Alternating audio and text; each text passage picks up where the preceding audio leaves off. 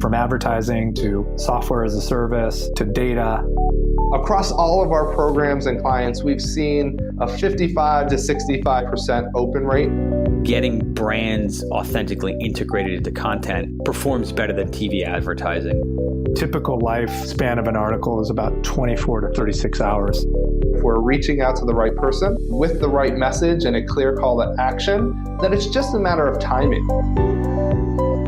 Welcome to the MarTech Podcast, and I Hear Everything production. In this podcast, you'll hear the stories of world-class marketers that use technology to drive business results and achieve career success. We'll unearth the real-world experiences of some of the brightest minds in the marketing and technology space so you can learn the tools, tips, and tricks they've learned along the way.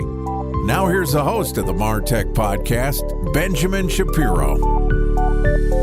Welcome to the MarTech Podcast. I'm your host, Benjamin Shapiro, and today we're going to discuss how to elevate your content strategy. Joining us is Jeffrey Hayzlett, a primetime television host, a podcast host, a global business celebrity, a speaker, a best-selling author, and the chairman and CEO of the C-Suite Network, which is the home of the world's most trusted network of C-suite leaders.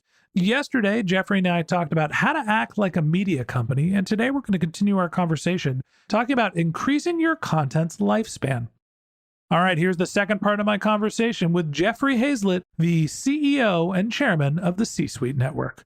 Jeffrey, welcome back to the MarTech Podcast. It is great to be here. Always excited to have a peer, someone who does something similar to what we do here on the MarTech Podcast and my business, I Hear Everything. You're creating thousands of podcast episodes. You've got TV shows, books, all sorts of different formats of content for executive leaders. And one of the things that I've realized, actually the first voice ever on the MarTech Podcast, a close friend of mine, Brian Bennett, in one of the first interviews we ever did, he said something that I thought was insightful.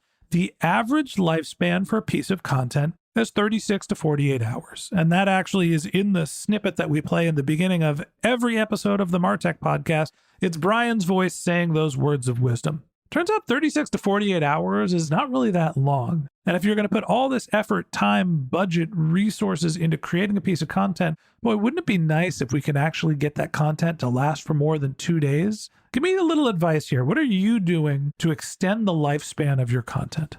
Well, and I appreciate that opinion. And my opinion is that that's because so much of the content that we put out there is to be consumed fast and quickly. And it could be from a news snippet that we watch on the cycle itself, or it could just be what's developing today. But most of the stuff that we see in B2B is evergreen and can be evergreen if you design it with that in mind.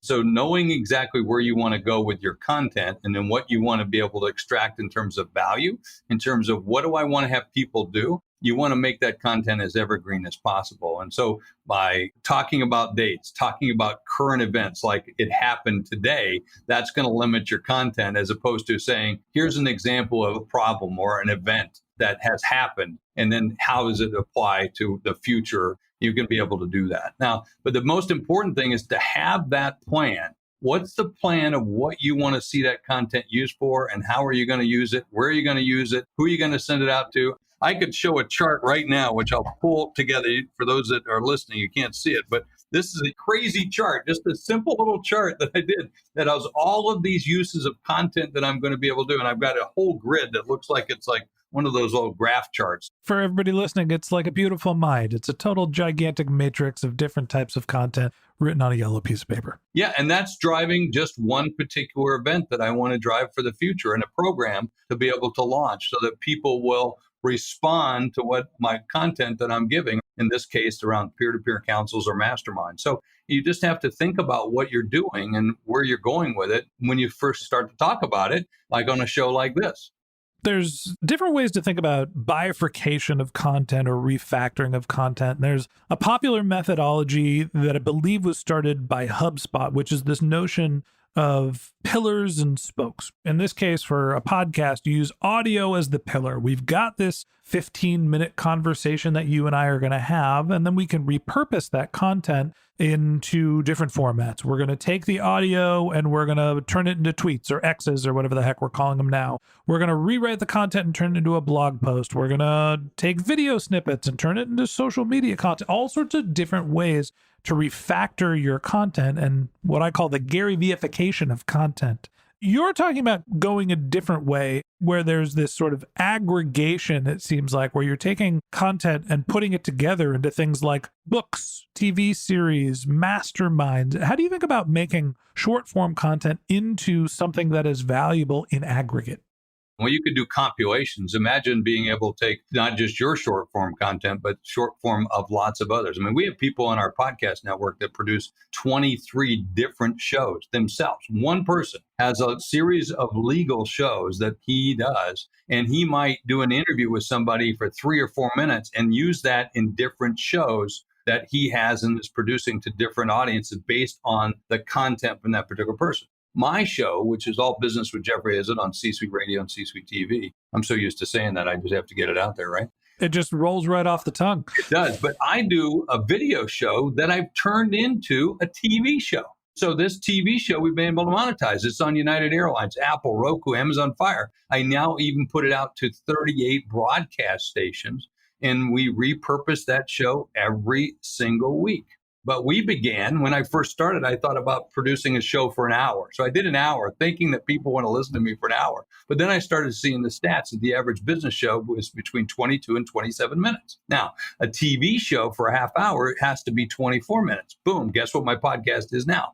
24 minutes. So now we've learned to take that same amount of time, got very smart about it, and put it in that format. Now I've got one thing that I do and use it for 2 different audiences, 2 different ways in 2 different types of channels, and then take that content and then repurpose it in other ways that I can do.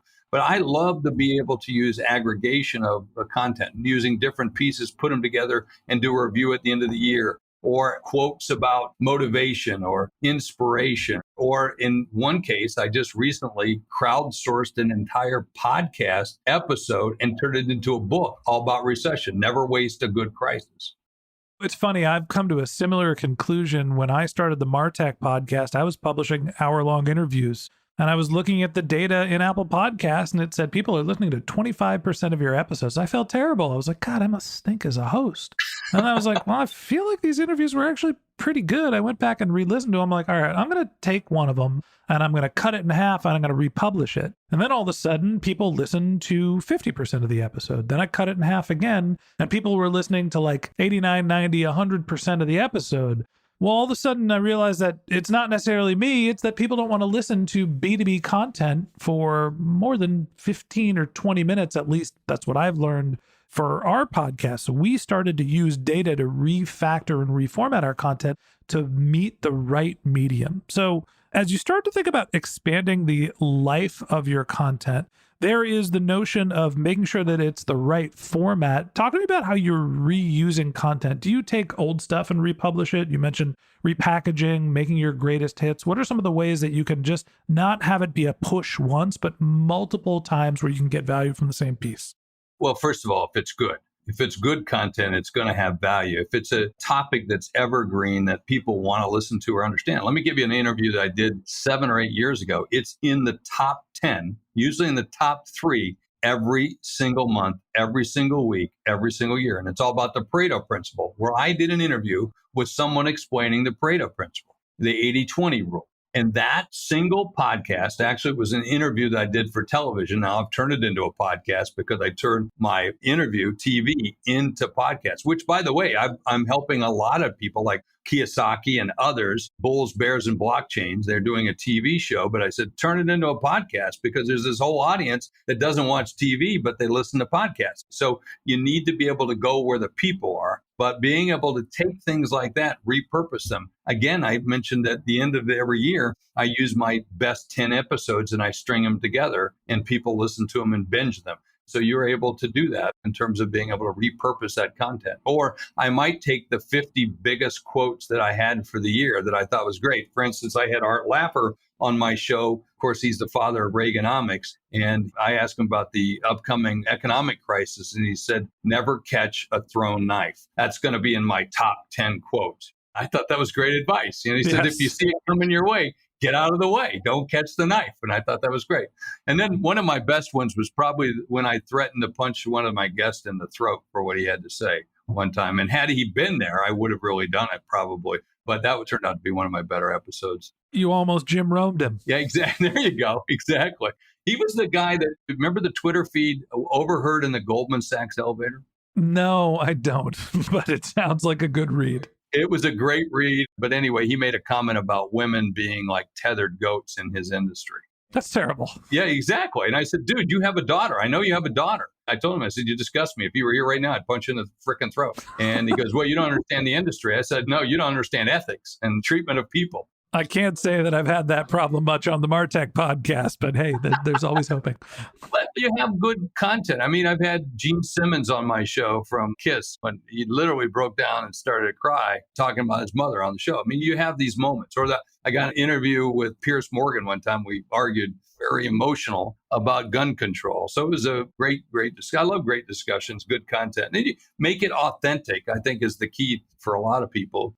You can be long in your content because think about it. I'm sure you binged watch things like, I don't know, Downton Abbey is one of my favorites, or Yellowstone. And I'll sit there and watch an entire day of that, or 2 days, maybe 3 days, if I really like it. So it just depends on the habits of the person and what they like and how good your content or how entertaining it might be.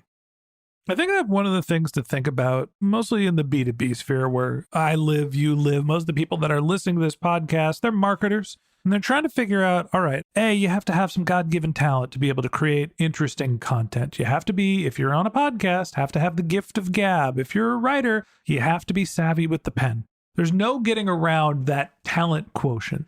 But you also have to understand the medium. You have to understand the form factor. You have to understand who your audience is to be able to present the right information to them in the way they want to consume it. Now, once you've got that done, you can extend the life and the value of your content by mixing, re-editing, mastering, republishing. God knows we've all heard of reruns. You know why they're rerun? Because they're entertaining, because people watch them, because they create more value. As we wrap up our conversation today, for the marketers that are trying to think about taking their existing content assets and extracting more value of them, extending the life, what's the big tip that you have to help them to just get a little bit more juice out of that orange? Don't think about it from what you like. Think about it from what your customer, the person that's receiving the content, likes. For instance, you might like Facebook, so you post on Facebook more often, yet they're TikTokers. So same thing holds on podcasts. Start to research the audience a little bit. Like, for instance, I'll give you one customer service show. I called him up and I said, do you know your number one downloads, where they're at? He goes, I have no idea. I said, 48% of your people consume you on an Apple Watch. An Apple Watch. He goes, that's amazing. I said, you know what that means? He goes, no. I said, check the time in which they're consuming it. It was all mostly in the morning. And they're, of course, doing it while they're working out. That was a great thing. So I said, start using that. I found out that my second largest audience that were listening to me were from India. Well, I used to say things like, I'm going to go for a big juicy steak after the show. Probably not the coolest thing to say to people from India. So now I throw in, I'm going to have a curry and a bindi. You look like a tiki masala guy. I love a good tiki masala. I love good bindi, but there's a lot of other dishes I like. But you start, again, learn your audience, know who they are, and speak to them so that you can deliver your message in the context they want. Content's king, activation's queen, but context is the kingdom. You have to understand the context. You have to understand your audience and understand what is the right format in the channel that you are publishing. And if you can master that, then you can extend the life of your content. And that wraps up this episode of the Martech Podcast. Thanks for listening to my conversation with Jeffrey Hayzlett, the chairman and CEO of the C-Suite Network. If you'd like to get in touch with Jeffrey, you can find a link to his LinkedIn profile in our show notes. You can contact him on Twitter. His handle is Jeffrey Hayzlett. That's JEFFREYHAYZLETT. Or you could visit his company's website, which is hayzlett.com, HAYZLETT.com. Or you could visit csuitenetwork.com. That's C-suitenetwork.com. Just one more link in our show notes I'd like to tell you about. If you didn't have a chance to take notes while you were listening to this podcast, head over to martechpod.com, where we have summaries of all of our episodes and contact information for our guests. You can also subscribe to our weekly newsletter, and you can even apply to be our next guest speaker on the Martech podcast. Of course, you can always reach out on social media. Our handle is MartechPod, MarTechPod, on Twitter, Instagram, and Facebook, or you can contact me directly on LinkedIn. My handle is Ben J. Shap, BenJShap. And if you haven't subscribed yet and you want a daily stream of marketing and technology knowledge in your podcast feed, we're going to publish an episode every day this year. So hit the subscribe button in your podcast app, and we'll be back in your feed tomorrow morning. All right, that's it for today. But until next time, my advice is to just focus on keeping your customers happy.